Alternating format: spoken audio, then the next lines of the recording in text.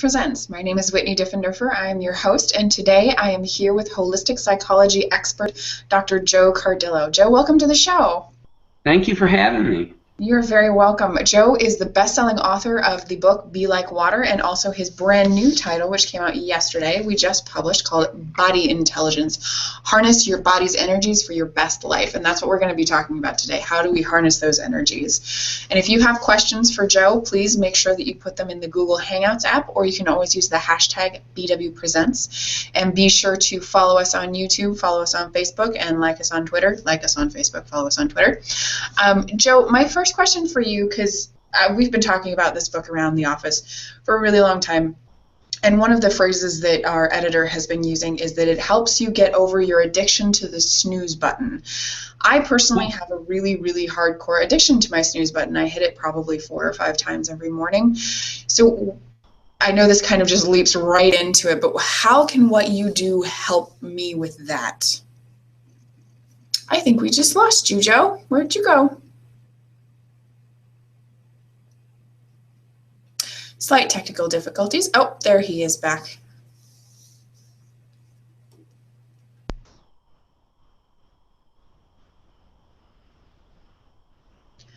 Well, while we're waiting for Joe to get back on, it'll probably take him a couple of seconds. I'll talk about his book a little bit. Okay.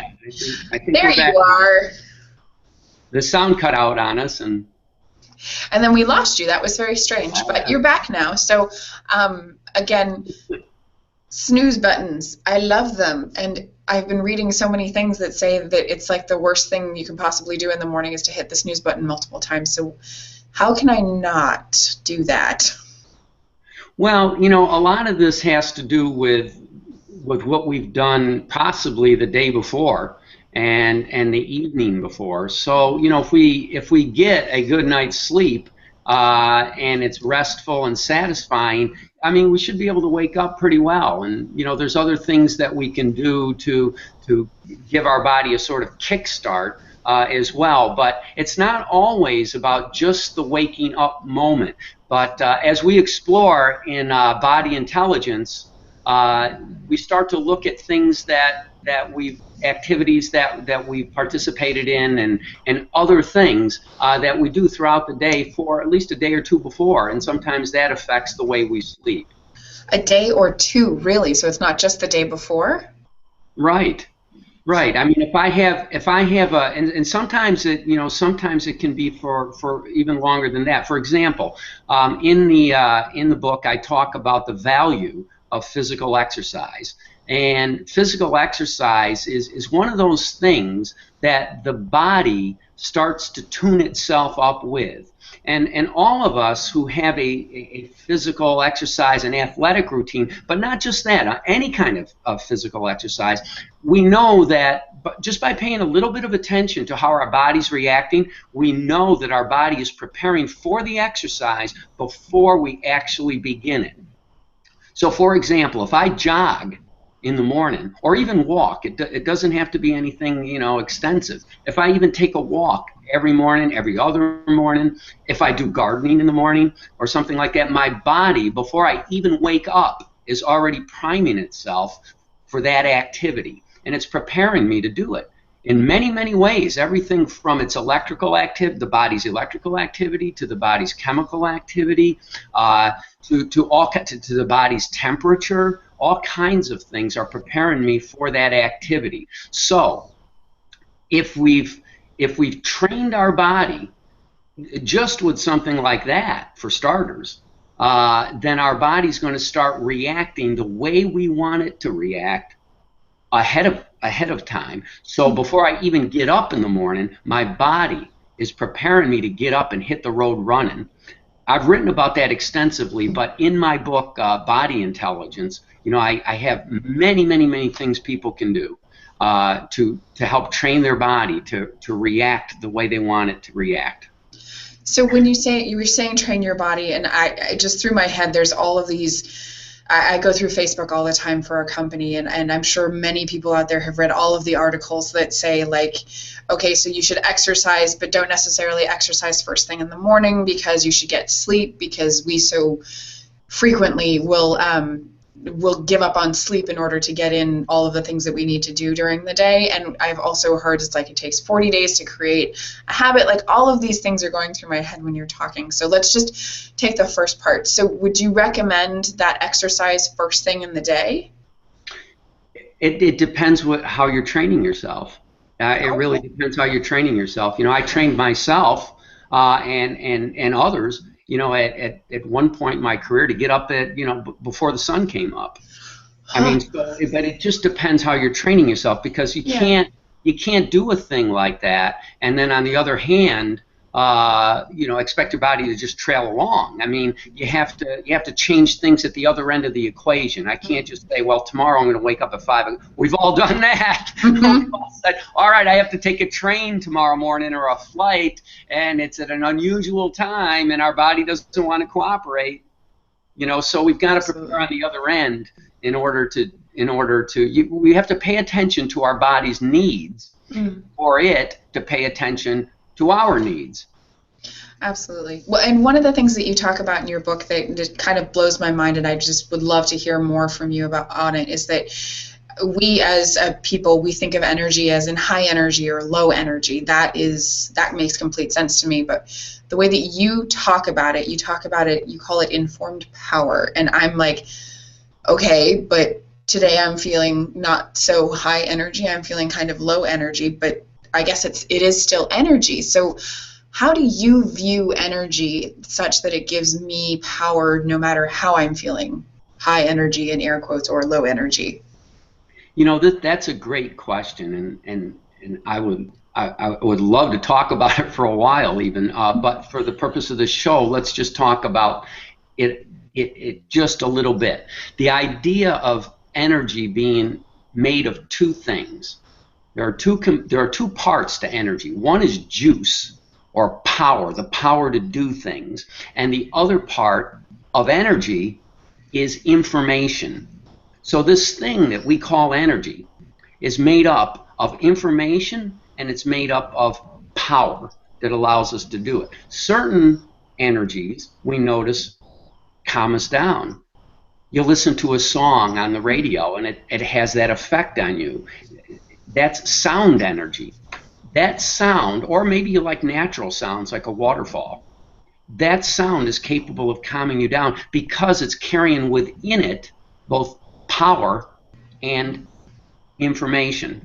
So if you want to go the other way, if you want to pep yourself up, for example, then it's going to require a different sort of energy. And that is the beginning and also the core of body intelligence.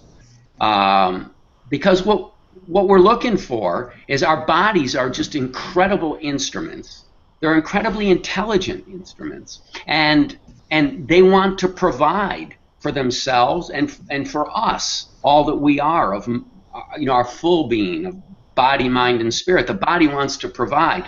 So the body is capable of gathering energy from everything around it and from within itself. And so it's constantly looking for the energy that, and this is the important phrase, it's looking for the energy that it thinks we need, and then it'll provide it. Now sometimes it's a little off, and so we need to train it to go and cultivate the energy that we need for that particular moment. That is right there at the heart of body intelligence. When we have the energy that we need for a particular moment, when the energy is matched correctly, the information, the power matches what we're trying to do, we never walk away drained. We walk away happy, we walk away satisfied, we walk away feeling good, and we feel like we have more energy, not less. Just like when you're skiing down a great mountain slope, you're not even thinking of what you're doing. You couldn't think if you tried. You're going down that mountain slope, you're enjoying it, you're loving it, you get to the bottom, you feel great, you feel energized, you feel really good. And we could have those moments many times a day if we want them, and we certainly can have those moments during the important times of day. And those moments then will affect the way you sleep at night. Those moments will affect the way you wake up the next morning. Those moments will start to snowball into what you call your life, and they can turn your life into technicolor. And that's what I want to do for everybody. I want everybody to have a high technicolor life. That sounds awesome. When you're describing that, it makes me think of I'm an extrovert, so for me, conversation is very energizing, and there are some conversations when I feel like I'm really with somebody who matches my level of conversation, and that the conversation flows, and there's no effort to it at all, and I leave the conversation it almost feels like I'm floating on air. Like I'm just elated, and I feel so satisfied and happy and thrilled with things. And frequently after I do a Beyond Words Presents, I feel like I'm on cloud nine, and I'm just like running around the office going totally crazy because I have so much energy. Absolutely, and it works with everything that we do. When somebody's feeling kind of fatigued, or they're feeling the blahs, I mean, how many times is something, you're feeling kind of blasé, the day's going that way, and all of a sudden you get a phone call, and it's something you're really interested in, and the next thing you know, you're working on it, and you're in that great mental flow state, and then you come out of it and you go, wait a minute, I was tired before that phone call came in. But I guarantee you, something could come up at 1 o'clock in the morning, and when you're really, really tired, and if you haven't gone to bed already, if it's the right thing, you'll get energized and stay up all night and be excited about it. Absolutely. So the things that are happening around us are all examples of downloadable energy. Now, the reverse of body intelligence is mismanaged energy. So if we don't pay attention to how our body is downloading this information and power, this energy, if we don't pay attention to that, then, there's consequences.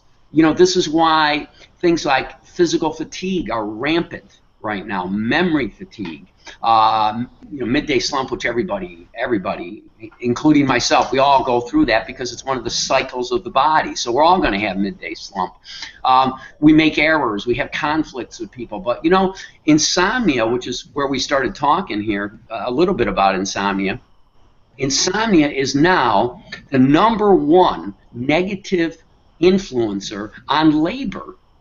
And we have to do something about these things, and this is mismanaged energy. But the good news is it doesn't have to be that way. It's that way either because individuals are choosing to pay attention, to download energies that are not so good for them, or maybe even harmful, or they're not paying attention at all. And so it's up to happenstance, and the body is just doing its thing. For example, if you're coming down with a virus, how many people have experienced something like this? You're coming down with a virus, you don't even know that it's a virus, you just feel like you're getting sick, and you come home one day and it's a little not typical. You feel more tired than usual, and kind of cranky, and you might have a few aches and pains. So you might say to someone, hey, I think I'm coming down with something. I think I'm getting sick. And then you say, maybe I'm not getting enough sleep, and that's what you're hoping. And so you get a good night's sleep, and a day or two later you're sick. You came down with it. Many times that grogginess that we feel that precedes illness is your body, because your body is smart.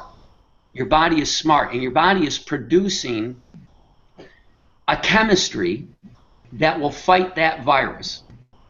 But what many of us don't know is that one of the side effects of that is that you're going to feel groggy. It's like as if you took a pharmaceutical that's making you feel groggy. Okay, so now my body's producing this chemical, and it's making me feel groggy. So You don't have to accept it. That's what body intelligence is about. Body intelligence is about knowing this is why I'm feeling that way. My blood chemistry's changing, and there are things I can do about it. So I can let my smart, intelligent body fight that virus off for me, and at the same time, I can balance off the way I'm feeling physically and mentally by using some techniques that of the hundreds of techniques that I have in my book. And it doesn't have to be just about that. You know, right now there's all kinds of statistics for, you know, depression and what, you know, that can do to people, or stress and what that can do to people. And we can change that. You know, it's not something that has to be this way. You know, people who suffer heart attacks, depression after a heart attack or after cardiac surgery, depression raises the risk enormously of that individual's having another issue, another cardiac issue, and potential death. So it's serious stuff. Well, so the question that I have that this is bringing up for me really is that I know that there are many, many times when I just don't listen to my body. Like that whole scenario that you're describing about feeling a little bit groggy a couple of days before you actually get a cold, that happened to me just a couple of weeks ago. But I just decided, no, I'm not going to get sick. I don't have time to get sick. And I actually didn't get sick, which doesn't always happen. Usually it's quite the opposite. But so I frequently don't tune into my body. I don't listen to it. I say, I have things to do. I know better than you, so I'm going to do this instead of what you're trying to tell me. So what steps would you give me to try to start letting that go, like that control freakiness in me, and actually really getting in tune with my body? How can I do that? Well, those of us who have pets, this is an interesting direction we could take. Those of us who have pets, you know, we watch them when they're not feeling good. And, you know, what do? What do? They immediately take care of themselves. You know, and if I'm trying to get my pet to do something it doesn't want to do when it's sick, you know, it's pretty hard to do that. And all of us who have dogs know that's true. And cats even more so. You know, you're not going to get them. So it's so interesting to me. They're so in tune with their bodies, and they know what to do to make themselves feel better. They know I need to shut down now. I need to nurture myself. This is what I need, and we need to do that too. And the thing is that we have to discover what our body is asking for, and I have a lot of tips on how we can do that, but it's unique. It's unique to each one of us too. So in my book I have charts, and I have charts that help people in essence diagnose themselves in a very, very, very, it's almost fun to do. It's fun to do because then you can see, once you chart, even, you know, you can chart part of a day. You can say, you know, in the morning is where I need some help. So you can chart the morning, or you can chart the midday, or you can chart the whole day. And you can see how that's going to affect you when you're trying to sleep. You can see how something you did in the morning affects your sleep. You can see how something you did in the morning might affect an office meeting that you have in the afternoon. You can start to make the connections and better give your body what it needs. But more so, allow your body to cultivate the energy too that you need mentally. See, what I'm trying to do in body intelligence, and I think it's very important, is to use the body. We have a physical body. We were born as physical bodies, and we have a physical world that we live in. And there's a reason for this. There's a reason for this physical existence, and that's because it can alter the mind. Our physical existence can alter the mind. And I've said over and over again, you know, I would hope that from beginning to end of this physical existence, at least the way we observe it, it has a beginning and an end, because that's a whole other conversation. But let's talk about just that. I hope that when we walk away from this in the end, that our mind has evolved. And it's this physical existence that is going to help our mind to evolve to a higher place than it was when we began it. And so we need to pay attention to this physical existence. And it can do things for us to evolve the mind. But nobody is ignoring the effect of the mind. Once we tune the mind in the matter over mind method, once we tune the mind this way, now you've got a mind that's healthy, that's sharp, that's flowing, and now you've got a healthy, flowing mind imposing its influence on the body. And the body is healthy, and the mind is healthy, and now it becomes a synchronicity of body and mind helping each other as one unit. And that's what we want. That's ultimately what's going to change our daily life and probably beyond. So that's vital. Yeah, so what you're saying, and it's very much the opposite of what I believe most people in the world say, is the fact that instead of listening to what your head is telling you to do, because we all like to do that, we love to be intellectual and think through things a million times before we actually take on something. In fact, we need to listen to our body, and our body will be what instructs our mind. Yes. In the end, there will be no body and mind. It will be a unified connection. So yeah, it's absolutely. not like I'm listening to my body. It's not like I'm listening to my mind. I've synchronized the two so that it's lying down a mountain slope. If I use my mind for too long, I'm going to trip up. If I don't think, I'm going to trip up. So I got to let my mind regulate things, and I've got to let my body regulate my mind. It's one unit. It's not like the old school where it's like the top of your body is over here and the bottom of your body is over here. It's not like that. It's one unified unit. And what I'll add to that is the spirit too, the human spirit, so that the body, the mind, and the spirit are one unit of energy and one unit of information. And in the book, there's not a lot of talk about this. The body, the mind, and the spirit are one unit of information that is capable, and this is important. I want everybody to really pay attention to this because this is important. You can transfer energy from each one of those segments, the body, the mind, or the spirit, and the energy will transform to match the energy that's in the other unit. So, for example, I can transfer energy from my mind to my body, and it will become electrical, chemical activity. And I can transfer energy from my body to my spirit, and it will become subtle, fast energy.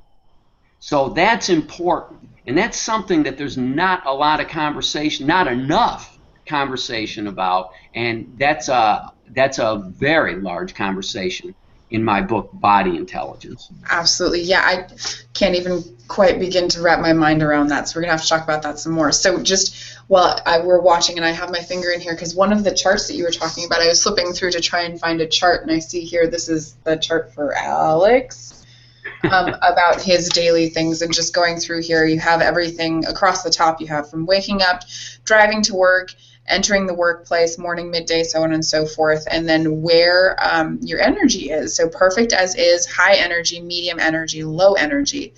And it's just interesting to kind of sit and think about this graph and think about where my energy is on a regular basis. And wake up for me for sure is very low energy. My drive to work, it seems just my trend for the day, I start very low energy in general, and then somewhere around morning / midday my energy will pick up, but that just makes it so that my mornings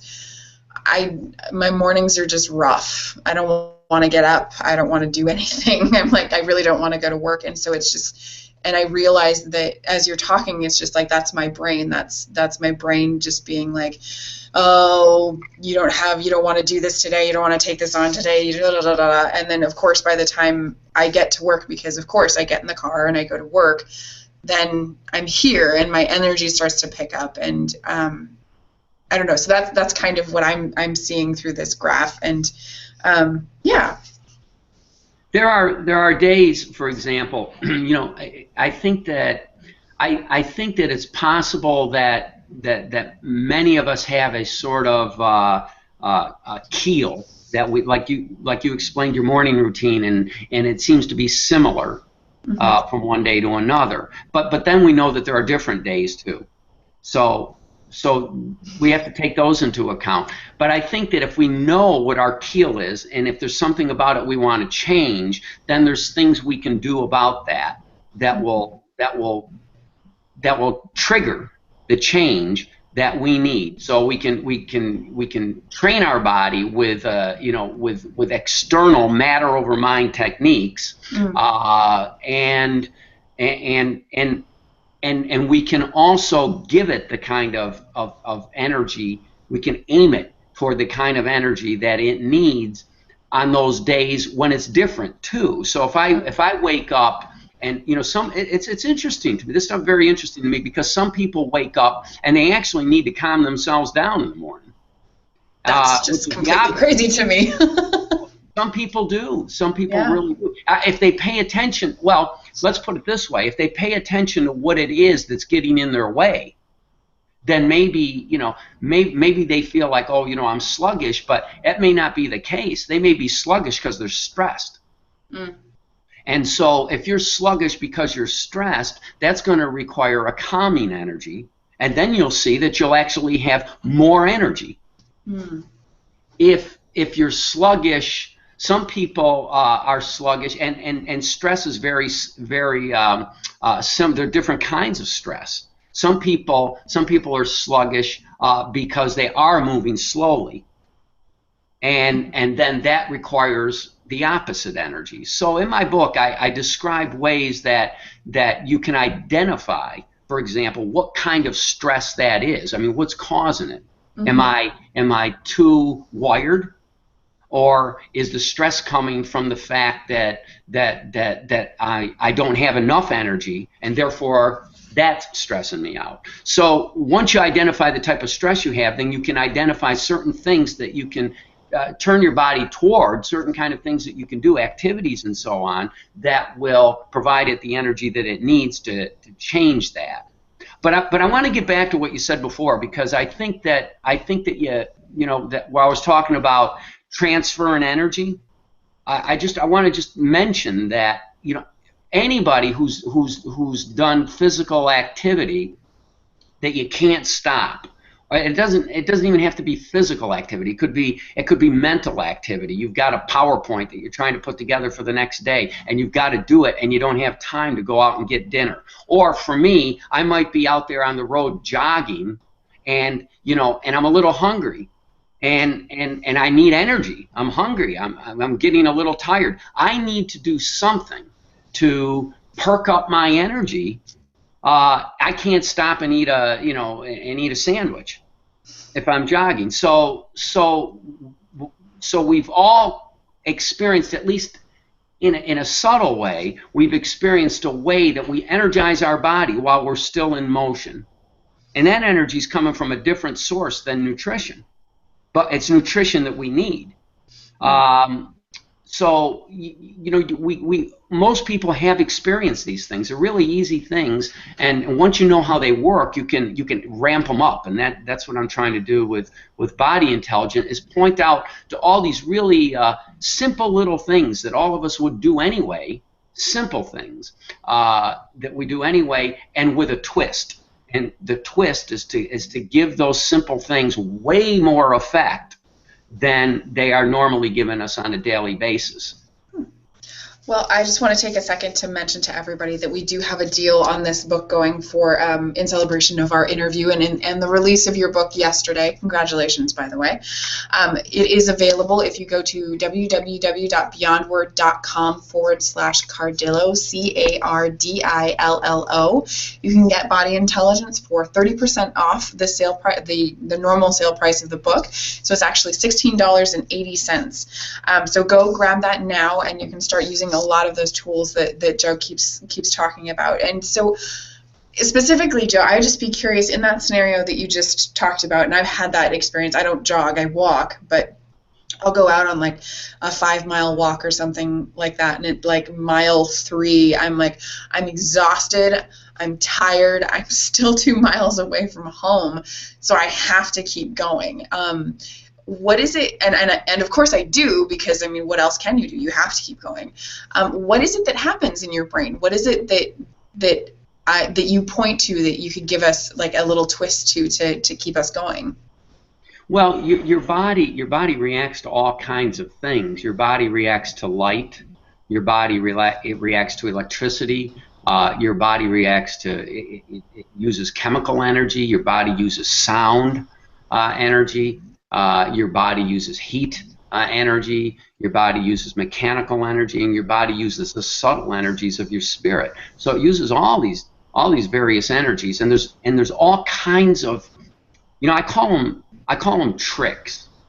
There's all kinds of things you could do to trick your body into using those things. One of the tricks is to use your memory system in your body. So memory can trigger those things. And then you train your body to go there when you need it. So for example, I have a friend in the military, and there's a drill that they use there, where people they had to run a course that was 8 hours long, and then at the end of an 8-hour grueling course, they had to do something unexpectedly grueling. So they had to come up with all this energy out of nowhere, and they had to complete the job, and they train this over and over and over again. And athletes do this as well. We train it over and over again. And when you train it, your body learns where that energy is coming from and will cultivate it for you, give it to you to get the job done. But in the early training period, people need some help in that early training period. They need some techniques to discover how to tap into those energies, and that's where my book comes in. Could you just give us an example of what one of those techniques might be that we could use today? Sure. One technique that I like, this is just a very simple thing that everybody has done. Most people have been feeling kind of down, let's say, or blah, and they, but it could be your midday slump too. Mm. And instead of taking that 3rd or 4th cup of caffeine or an energy drink or something like that leaves us all, in a worse place than we were when we started, it only takes a while and we're feeling worse. Instead of that, to just go out for a walk, and to put your focus on the actual the movement. Put your focus on the movement itself and try to perfect the movement of the walk. And if it's a sunny day, let the sun do its job. Our bodies are craving vitamin D when we're feeling sluggish. Our bodies are groggy because of the melatonin that's in our bloodstream. The sunlight will reduce the melatonin that's in our bloodstream. So the exercise, the melatonin, the heat energy that we're bringing into our body, the light energy that we're bringing into our body is going to change our electrochemical activity, and it's going to bring us up. And we can learn simple ways to accentuate that. We can use our memory system to accentuate that. The more parts of the brain that we use in those experiences, the more parts we use, the more amp we're going to get out of the effect. So if it's an effect that's trying to pep us up, we're going to feel that more dramatically. If it's an effect that's intended to calm us down, then we're going to feel that more dramatically. And part of body intelligence is to take these simple little things, these things that we do every day, and to learn how to ramp up their effects and learn how to sustain those effects, that is, make them last longer for us naturally with no side effects, and then ultimately to get the body to begin to do these things naturally, so that the body will automatically give you that energy upon need. So the body knows, oh, I'm getting sluggish at midday. Instead of doing this, I'll do this. And that brings us back to the beginning of the conversation in a way, when we were talking about the body preparing to get up and take a walk in the morning, or the body preparing to jog. It'll actually start preparing you in advance. So wouldn't it be nice that the next time you're going to experience midday slump, if instead your body started to prepare itself in advance, so it didn't happen in the first place, and instead you're feeling pretty good. So you just you would train your body to expect that when you normally have midday slump, your body's expecting to have a walk, and so it gets that extra burst of energy, so you can go on that walk and really juice you up for it. Absolutely. And then there's things that we can do. You know, I talk about visualization as a very powerful technique in the book, and there's certain things that we could do with visualization that teach us how to take that energy that we feel and condense it. And I talk about condensing energy. So now we've taken the energy, condensed it, and we can locate where that energy is in our body, and now we can use it more explosively, like the fellas in the military learn how to do. We can use it explosively. So when you fall into a situation like somebody gives you an assignment, a work assignment late in the evening, and you have to have it ready the next morning, how do you get that kind of explosive energy to not just wake you up, but to carry you through the whole night? You know, if you drink caffeine, you're going to be a wreck in the morning. You'll be lucky if you stay up all night. It reminds me of college, my all-nighters to get through a paper or something like that. I used to drink coffee to do that, but maybe there was probably a better way for me to do that. Right, and without the side effects. And yes. You can learn how to condense that energy, and you can learn then how and when to use that, and you can train your body to do that. Okay. Well, that sounds fantastic. One of the things that you do talk about in your book is actually being able to figure out what kinds of energy and where the energy is that your body needs. Is there something that you could do with me that would help me figure that out here on the show?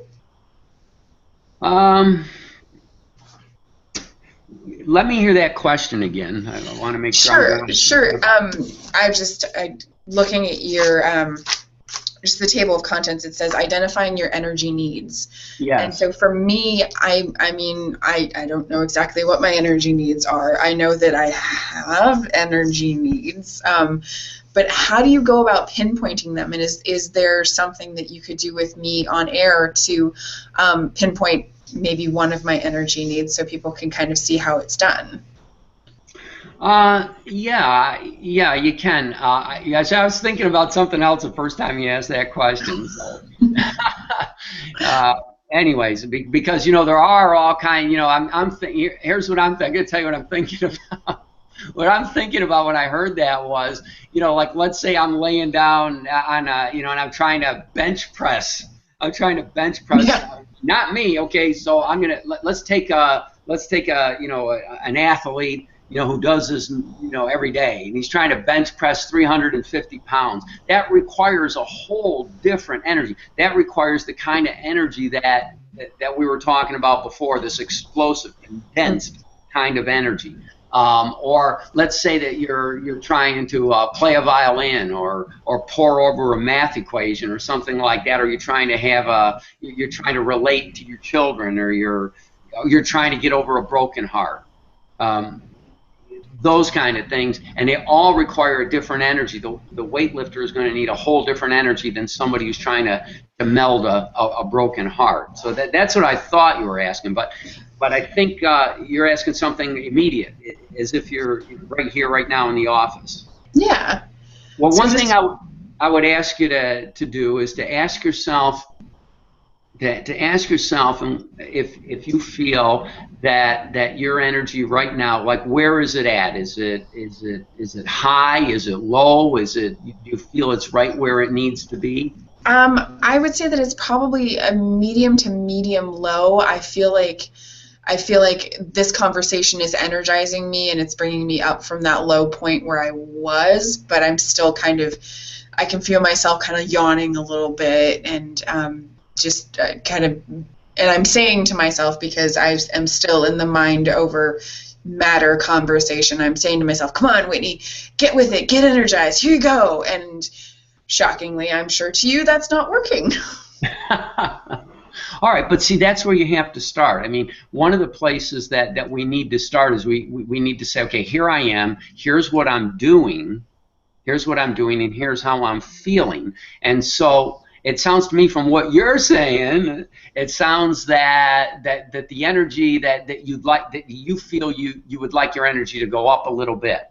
Yes. And then you'd feel that the situation that you're in at the moment, you'd feel more aligned with the situation of the moment. So now you know that your energy needs to go up. There's different things, real simple little things that you can do. Like, for example, if you had a picture nearby of a loved one, if you had a picture like that, or somebody that makes you really happy, or somebody that somebody that handles situations similar to the one that you're in a way that you just admire. But I think the loved one is the best way to go if you can do that. If you have that picture and you just look at it, just looking at it, bringing that information into your brain will change your brain's electrical and chemical activity and will create for you the energy that you need. Then, if you smile at it, that will give you a further dose of the blood chemistry that you're after to try to bring your energy up. A simple little thing like that will work for you. And I actually have an example of someone in my book who uses that on a daily basis in order to stay balanced in the job that she has. So that picture of my husband on my desk can be used for more than just like, oh, nice picture. It can actually be used to lift my energy. I'd put it at, yeah, and if we have little ones that we can put in our wallets or on our cell phones, so that, let's say that when we're going into a business meeting or something like that, we know the energy that we need. We know how we usually feel when we're going into it, and I can use this as a way to lift my energy up. Now, if you knew that your energy needed to go the other direction, then there's all kinds of things, and in the book I have so many things, that little tricks like that you can use. There's things that we can do with color. There's things that we can do with sound. There's pressure points. I talk about acupressure points that you can just with a small rub of a pressure point can calm you down. You have one right here in the back.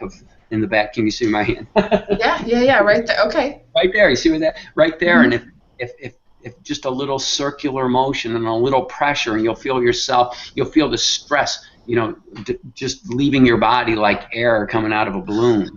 And there's pressure points that I talk about on the major limbs in the body, that could be utilized in the same way. Some that'll bring your energy up, some that'll bring it down. So there's things like that. And again, there's so many things that we can tap into to use the body to change the way the mind is operating, and then to get that in synchronicity. It's very interesting. I'm still thinking about using the picture of the loved one, because it reminds me, it's like all parents carry pictures of their kids in their wallets or have pictures of their kids in their desks, and it's almost like it's exactly what you were saying. It's like it's something that we already do. You're just bringing more consciousness to it and really pointing out. It's like, yeah, we keep those pictures of our loved ones at our desk because when we look at them, then we get happy and we smile and we feel energized by them. But I could not have told you that that's why I like to keep a picture of my husband at my desk before that. I would have said, because I love him and I want to have a picture of him here. Like, that's all I would have thought about.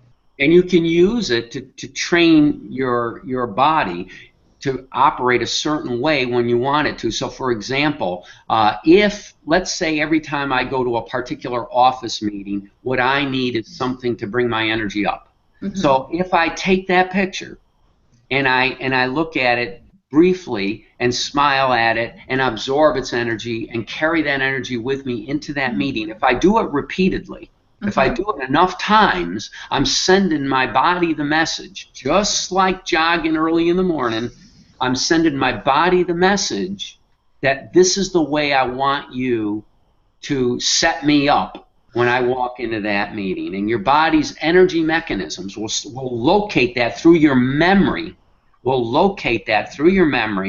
and will trigger it before you even walk into that meeting automatically. After a while, you won't need the picture anymore. And your body will be changing its electrochemical activity, and you'll feel the way you want to feel without even thinking about it. Just like the skier going down the mountain slope, just like the jogger in the morning. It doesn't matter what the activity is. So do you know, I've heard all sorts of numbers. Do you know about how many times it would take for that kind of connection to really become solid? What you're doing psychologically is you're breaking down the old circuit, and you're building a new one. So each time you do this, you're going to feel. Let's say that you walk into that meeting and you're feeling a little sluggish. Each time you walk in, you're going to feel a little less sluggish until that old circuit that is controlling your old blood chemistry, your old electrical activity breaks down and a new circuit takes over. 2 to 3 weeks. 2 to 3 Wow, weeks. that's awesome. You'll start to feel it instantly, but before your body does it naturally, it'll take about 2 to 3 weeks.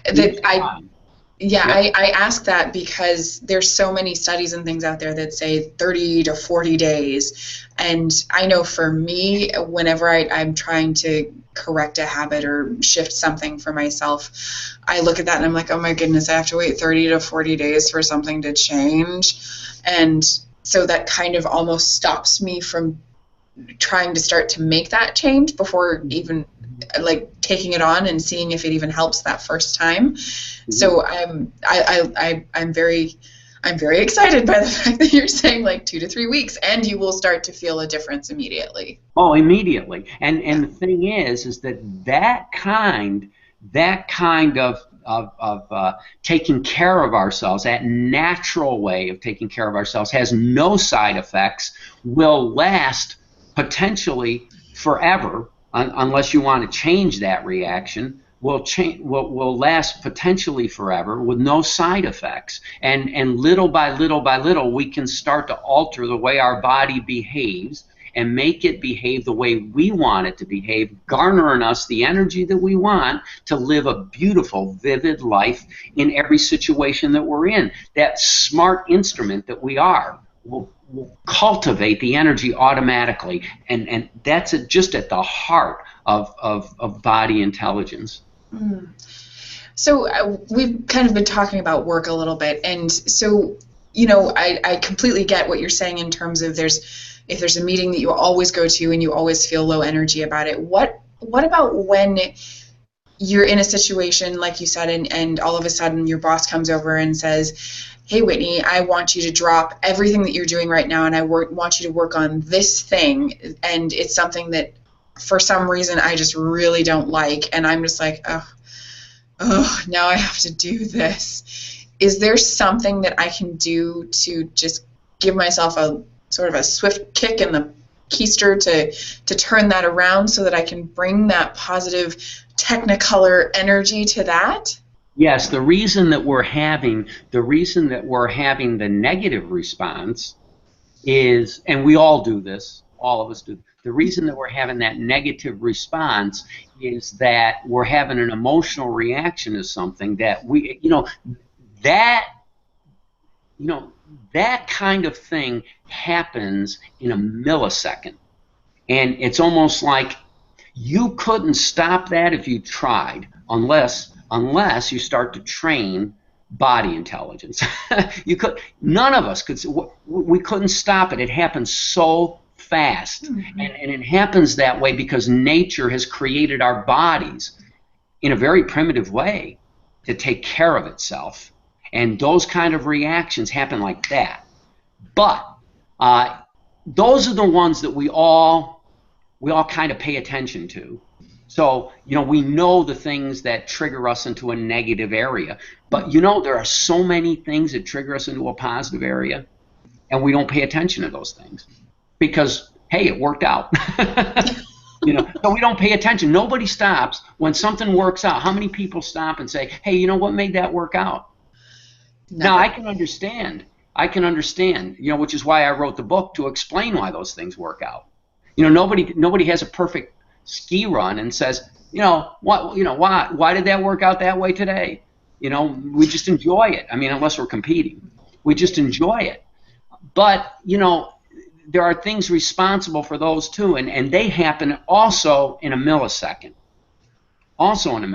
So one of the reasons I wrote Body Intelligence was to find out what are those things, what's happening electrically, what's happening chemically in the body, and how can I trigger those things, because I need the good things.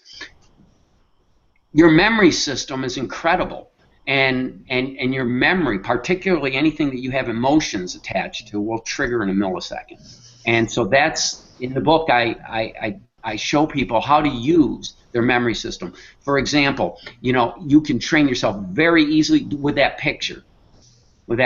Every time that something like that happens, you call it into your mind, and it'll change your body immediately. You don't need the picture. You don't need to be looking at it. You just call it into your mind, and it's there. You can use music. It's got to be music that you like, and it needs to be music that'll give you the energy that you need for a particular situation. So you're pretty sure this piece here will work, and you can listen to it enough randomly so that when you need it, you can call it to mind in that situation. It'll take you out of it in a millisecond. So I'm thinking of some of the songs that whenever they come on the radio or something like that, all of a sudden I get really excited. I start to dance in my car. I'm sure people next to me at the stoplights just think I'm completely crazy because I'm going nuts. So in those particular cases, when the boss comes over and says, here's a giant project that you probably won't like, but here you have to do it anyway, then I can go and pull one of those songs and play it for myself and switch things back from the negative to the positive. Yes, and it's the memory. It's the memory that's so important. And remember, after you do it enough times, your body's going to do it. You're not going to need it. You're not even going to need that. Your body's just going to do it. At first, you'll know when it's working, because at first, let's say that you're using a particular memory, a particular song, or a particular piece of art, or a particular, even a word. A word can trigger these things. But it's got to be something that works for you. I talk about many of the options that you have. Just find one that works. And after you've used it enough times, your body will start to go there naturally. So if it's a certain song that's on my mind, so I've trained my mind to hear a certain song whenever this kind of situation comes up, then at first you'll know that it's working because you'll hear the song in your mind. And you'll say, wait a minute, there's no iPod on, there's no cell phone, I'm just hearing the song. But yet you're getting the benefit of the electrochemical changes in your body without the actual song being there. And then you'll just get the electrochemical change. You won't hear the song. Your body will just change in that situation. And that's what you want, because then your body is automatically living at your best, giving you the energy it needs, giving it the energy that it needs. And remember, when that happens, we're flowing, we're happy, our performance is at the top of our game. It's all good.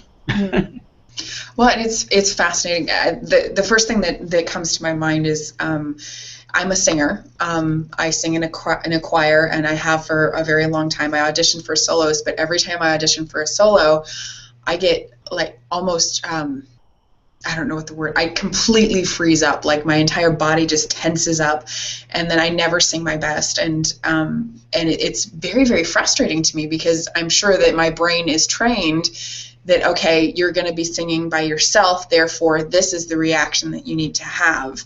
And so I'm thinking about that, and it's like, could I use your technique to start to train myself to not be nervous?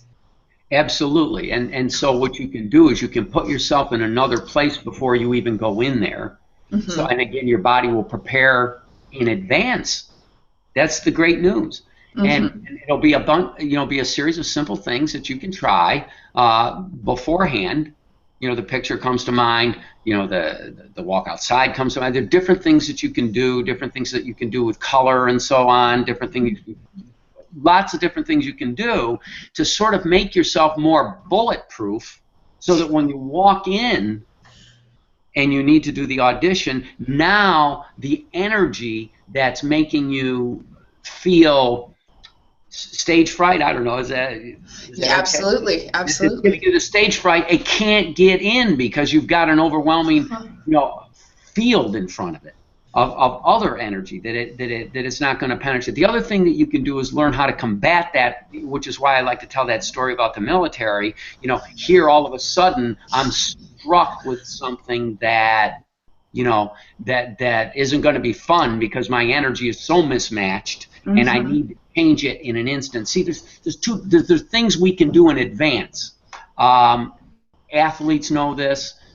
So public speakers know this. There are things we can do in advance that will train our bodies to operate the way we want them to when they're in that situation. A visualization is one thing that we can do. And we can remember I said when you use more parts of the brain, then the effect is more dramatic. So you can combine visualization with color, with scent, with all kinds of things. So now that your brain is getting the message from at least 4 different areas, it's going to respond more dramatically. And the memory of that energy download is going to respond more dramatically and more quickly upon the specific situation that you're in. So those are you can plan in advance, and you can also learn how to change the moment within the moment with the proper toolkit. Yeah, again, it makes me think of, like you were saying, it's like here's all these things that you normally do that we don't pay attention to unless the result is bad, which is why I'm very aware of exactly what happens to my body right before I go into an audition, because the result is bad. Therefore, I think about all the steps that lead up to it. But it's like when I'm singing well and when I'm relaxed and calm, I have no idea what that is. So figuring that out would probably help.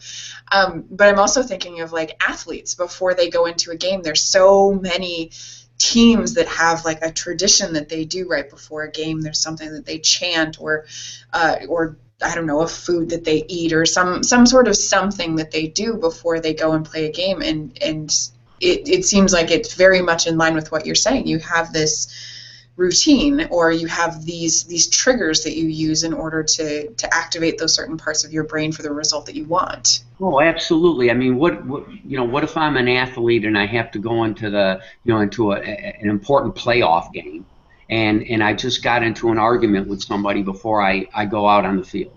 I've got to be able to shake that off. But so does the business person. So does the parent coming home, who's had a rough day, or maybe we're in between phone calls at work. One phone call isn't what we wanted, and the next phone call is exactly something important that we want. We've got to be able to shift really fast. So there are techniques that we use for that, and there's techniques to ramp it up as well. So an athlete might be playing some really aggressive music, as many athletes do. Might be playing some really aggressive music when they go out on to the field.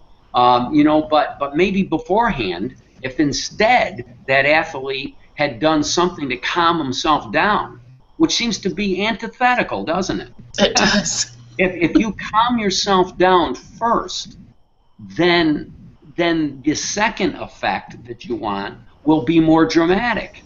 So if my body is in a calm place, and if I've spent even 10, 12, 15 minutes, is all it's going to take to calm myself down, to change my blood chemistry, to change my electrical activity, now my body is going to be much more receptive to that high-powered music that I'm going to put on to pump myself up. And I'm going to go way up, and I'm going to stay there longer. And it's those kind of tricks that I teach people in body intelligence. You learn those tricks, and then, again, the formula is your body will start to anticipate it before it ever happens and start to go there naturally. Well, Joe, this has just been awesome, and we are at our hour, and it just absolutely flew by. Yeah. I just want to one more time mention to people, so Body Intelligence, this is the book that Joe's been referencing our whole interview, and it's a fantastic book with all sorts of resources in it for you to be able to do exactly what Joe just said. Calm yourself so that then the next thing that you need to do is even more powerful. It's awesome. So you can get that at www.beyondword.com/Cardillo, Cardillo, and you can get that for 30% off. So be sure to go there, grab this, and have a Technicolor life. Joe, thank you so much for being with us. I really appreciate it. I've learned so much. And we will see you guys again on our next show. So have fun until then, and make sure you start your life with all sorts of fun, and get your body intelligence so you can get body intelligent.